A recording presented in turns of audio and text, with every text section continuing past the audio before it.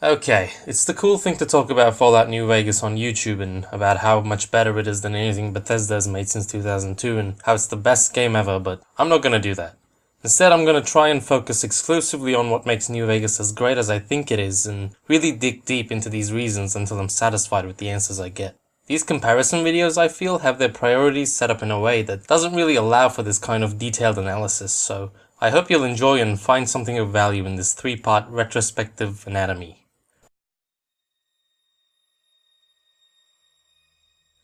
I think the best games are those that make me learn something about myself and the earth around me, whose worlds are grounded enough in the real one to be relatable enough to hit so close to home and as a result, put my life and experiences into a unique kind of perspective.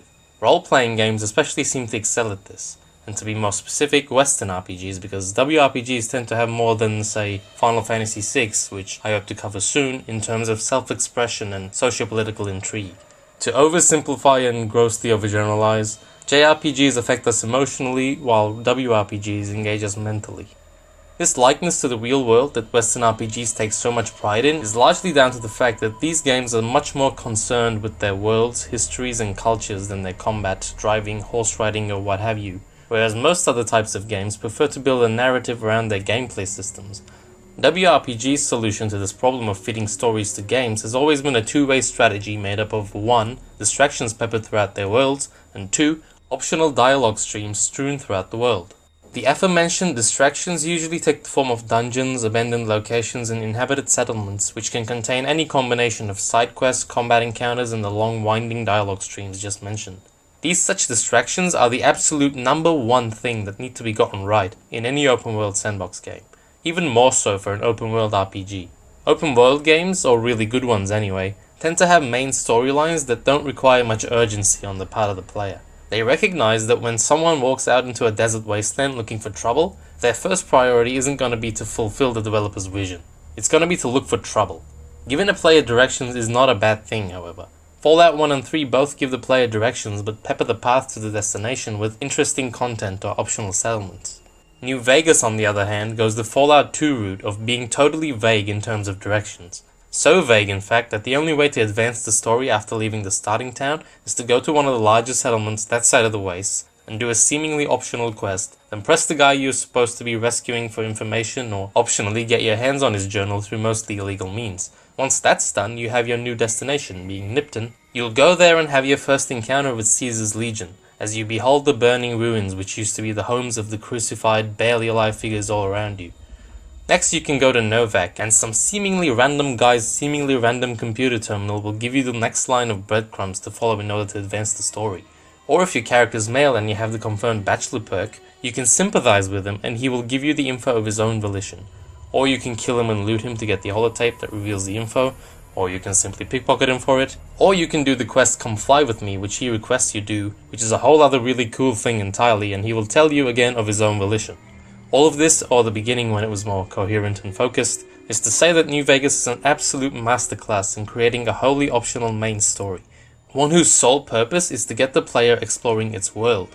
A very inattentive player, or one who just doesn't care, can quite easily miss all their cues for the story when they come across them for the first time. This is quite unlikely, however, because the Mojave Wasteland is spectacular at getting the player's mind racing, dreaming about what curious sights they will happen upon next, and driving that curiosity to the point of making exploration of and interaction with the world irresistible. So why is it so good at that? What makes the Mojave so irresistible for someone willing to explore? Well, a Western RPG is all about the so-called quests, or the stories that players find themselves a part of. These quests and stories, whether emergent or planned, come together into a big old pile and make up the character or soul of the game world itself. And that's why proper theming for these stories is crucial, although I'm going to talk about that in part 3. Now, the Mojave is good at inspiring such curiosity because not only is it filled to the brim with intrigue, conflict, and humanity, but also because it just makes sense. It makes so much sense that it's easier to forget when playing New Vegas that it's a virtual world that doesn't actually exist. Of course, in order to know that, you'd have to take part in a lot of optional interactions, and much of these interactions with the world take the form of optional dialogue, which is where we seg into...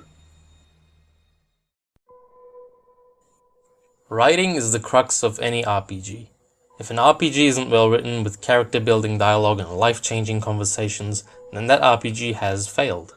We play games like Diablo 3 and, oh the irony, Fallout 4 more as action games, because although they're ostensibly role-playing games, they fail at getting you to roleplay. They're more about the feedback loop of looting and grinding, or the scavenging and exploration respectively. Therefore, although these might be good games in their own right, they utterly fail as RPGs. That's why I believe that the core of an RPG is flavor text. When I say flavor text, I don't mean just random gibberish, I mean any bit of text that doesn't reflect directly on your gameplay experience. The text that surrounds you as you play, not necessarily text that pertains to you and what you're doing and what you've done. While the general rule in storytelling is to be concise with what you write and only give the information you need the audience to know, certain types of fiction are exempt from that rule because they're not trying to just tell you a story, they're trying to make you experience something. Books like Finnegan's Wake by James Joyce or Tristram Shandy by Lawrence Stern, which Joyce was inspired by, as well as films like 2001: A Space Odyssey or pretty much any Tarkovsky film, also manage to get away with providing far excess information because they're striving to cultivate a certain emotional state which they want to put their consumer through. And perhaps the primary genres that have the license to do this are fantasy and science fiction, due to the fact they have to sell you on their made-up reality first, before they can really tell you anything with you taking any of it seriously. So back to talking about flavor text. Don't let the word flavor dissuade you from the fact, or rather opinion, that this is often what elevates an RPG from decency to greatness. Apart from its disbelief suspending quirks, flavor text also serves to get the player to reflect on some of the work's motifs, and come up with their own interpretations as to what they're meant to convey and why they were put in there in the first place. In New Vegas, Caesar's views on civilization in the Mojave and the ignorance that an arrogant researcher talks about having to constantly deal with both constitute flavor text. What's often so compelling about this type of text is how it meshes with the quests, characters, and locations in the game. For example, the quest to bring lore back to Prim is, at its core, a thematically significant philosophical question posed by the game to the player. What should law enforcement entail in a small town regularly pestered by a dangerous gang in a post-nuclear wasteland? And it doesn't do this for the hell of it either. It does this because it knows what role-playing really means. Not looting, not grinding, not even exploration or dungeon diving, but cultivating a personality, whether that be one's own personality or one they roleplay as. New Vegas also recognizes that only through answering questions like that posed by Prim's sorry state can we get to know our true selves, or express our characters' true selves. After all, only in extreme circumstances do our colors fully show, and only when we're caught in the middle of something we wish we weren't in the middle of do we fully allow for our character to take over our mind and body. Faced with the situation of having to determine and pick the lesser evil, or having to choose between compromising your own morality or making things worse for others, or even having to figure out what you really believe, or have believed all along, what choice will you make? Choose carefully, because choosing means doing. Whether you're entering a passive, submissive state or acting, you've made your choice and therefore done the deed. To bolster this philosophically and psychologically minded role-playing foundation, New Vegas uses narrative tools like terminal entries, dialogue lines, and other such elements to contextualize the more conventional mechanics, while offering optional insight into the world and allowing the player to experience the narrative on whatever level they want. However, a game as smart and wordy as New Vegas isn't going to settle for having the dialogue as a sideshow with the shooting being at the forefront. What it does with the dialogue that's so special is that it assigns talking and reading as the two main gameplay mechanics. It has a lot to say to the player, and is confident that what it has to say is of some value. It takes the concept of role-playing to its limit, and encourages the player to role-play the entire way through, so it's no surprise that it gives players numerous pathways to solving any given problem. On the subject of problem solving, Fallout New Vegas subscribes to a logical way of approaching quest progression in the vein of Deus Ex. But where Deus Ex was technically and almost architecturally minded, New Vegas is, on top of that, psychologically and rhetorically leaning.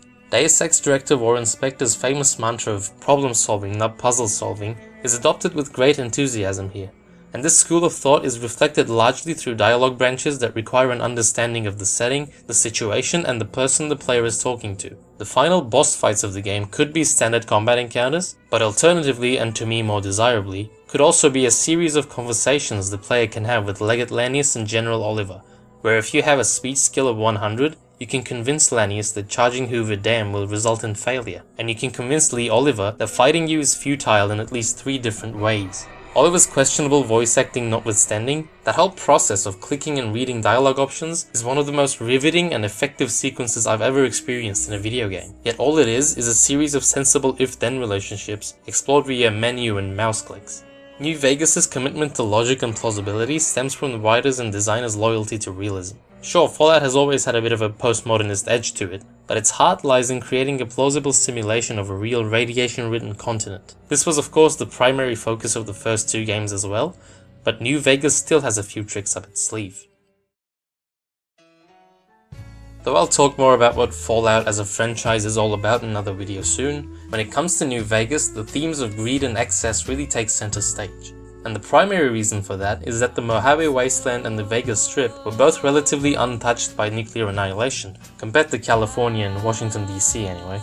Therefore, this region was perhaps the closest thing that 23rd century North America had to 21st century USA. The arrival of what we would call today modernity to the wasteland came firstly from the NCR and Mr. House in the form of food, shelter and duty. Once provided these, NCR and Vegas citizens started seeking comfort, luxury and entertainment. And when well-fed workers and soldiers are allowed such digressions in a barely lawful post-apocalyptic world, well, things don't always go so smoothly. You get casino running pseudo-mobsters helping out the Legion for power at the Strip, you get their subordinates beating on prostitutes trying to carve out a living, you get a guy who wins the lottery and in his overexcited stupor runs into the wasteland and gets himself killed, you get big-horned barons bullying small-time ranchers into selling out their property, you get the Vegas despot destroying the vault contained within the city, extracting one of the few artists left in the world from it, and tucking him into a heaving steel shell which drives away muses and feeds on inspiration. From the right and often rather hard to miss angle, every power play and political struggle can be seen as a reflection of the greed of those involved. So it's not unfair to say that Fallout has always been somewhat about greed. Taking another look at Fallout 2's New Reno will confirm that beyond a doubt. However, Fallout 2 used the excess in its world for different thematic ends, though again I'll talk about that at a later date, and never before has it been explored this directly and with this much focus, nor with a sight of imagery and atmosphere this striking and complementary. I'm talking of course about the Strip itself, and all the casinos and vice dens within and around it. They all embody some aspect of the themes of greed and excess, whether that be prostitution, cannibalism, vanity, the universal motif of gambling, or a healthy combination. The factions are no different. The Powder Gangers are a group of criminals who have gained control of the prison they were put in, looking to survive and continue carrying out their immoral ways of life. The Boomers have totally isolated themselves from society, arming themselves with seemingly endless supplies of explosives to live the collective life of a porcupine, and their name being Boomers evokes some real-life parallels. Yet they allow the courier to stick around because they're elder figures that you can be of some use to them. And of course, the exploits and exploitations of the Brotherhood of Steel, the followers and the remnants of the Enclave were already well represented in previous entries, but even those after a seemingly righteous cause like the followers are undoubtedly seeking their own gains, though those gains might entail helping others. All these factors end up adding up to justify the entire storyline and various endings of the game, because the theme of greed, when compounded, inevitably leads to the themes of power and political control. Again, unlike previous entries in the series, the entire storyline seems to hinge on these themes by its end. The game even starts off as a standard revenge story of you tracking down the asshole that attempted to shoot you in the head. In other words, a tale of self-satisfaction and an arbitrary sense of honor and justice, when really being an excuse for a would-be power trip. Once you kill the guy though, you find that you've stepped into a realm of world or Vegas domination. I think it's in Benny's workshop when the game proves how committed to these themes it really is. While talking to Yes Man, you're constantly being made fun of. I don't think Yes Man was solely put into the game because he's funny, or as an easy way of inputting a character through whose help you can get the independent Vegas ending, but that he was put there for proper textual reasons. You start your journey with the main goal of getting revenge, which is an entirely useless act, other than greedily providing you with a dopamine hit at murdering somebody. Once you accomplish that goal, you coincidentally happen upon the means to satisfy your greed even more, and the perfect artificial intelligence to help you do so. The developers clearly worked hard to craft this highly customizable, open-ended and enjoyable role-playing experience, but they're not gonna let you off the hook just because you paid them for their service. Role-playing games at their core are escapist fantasies, wherein you have, or gradually build up, all the agency and power you could ask for. In New Vegas, you can take so many bullets to the torso and so many sledgehammers to the face that at some point, it might become rather bothersome for an engaged player that they're being put on so high a pedestal in comparison with the NPCs. And although playing on hard difficulty with hardcore mode kind of contradicts this point, I think it's fair to say that that kind of torture wasn't the intended way of experiencing the game. Therefore, being a true Fallout game in mind and spirit, New Vegas openly mocks the player. You want a power fantasy? Here, sure, we'll make the first half of the main quest a standard revenge plot. What, you want more? Sure, buddy, we'll leave it up to you to determine the whole fate of Vegas. It'll just be what you want it to be. Heck, we'll even give you the Securitron who does everything you say and never contradicts you. Here, we'll call him Yes Man. Is that subtle enough for you? In this manner, New Vegas has its cake and eats it too. It crafts an impeccable world, full to the brim with role-playing possibilities, and thematically and historically tight and consistent quests and locations, while sarcastically and lightheartedly mocking the player for even deciding to go through such a contrived, deliberately cultivated experience. Being presented the option of lobbing General Oliver off Hoover Dam is a great exemplar of this duality. You're so delusional, the game seems to say, that you're actually going to derive enjoyment from watching this 3D model of a fake general get tossed off a dam. Then again, it continues, it is kind of cool, isn't it? This very duality is why I call New Vegas a true Fallout game, in mind and in spirit, because it's so, to use that dirty word again real quick, postmodern and contradictory in juxtaposing its dark humor with its genuine desire to craft an unforgettable experience.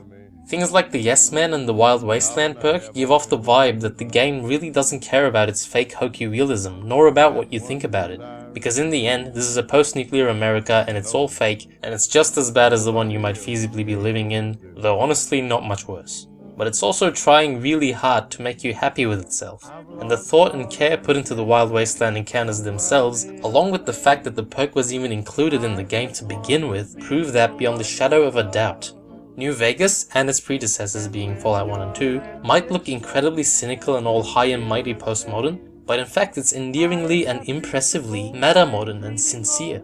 So maybe that cynicism isn't really there to mock you, but like pretty much everything else in the game, to get you thinking about what you're doing, and to make you weigh every option, every possibility, every choice as carefully and caringly as possible, so you may have the best experience you can possibly have with it, and maybe even learn something about yourself and the world around you in the process. Thank you very much for watching. Was my voiceover any better than the last terrible video? Let me know, and I hope to see you again in another fortnight for, well, a Zelda game. Have a good day.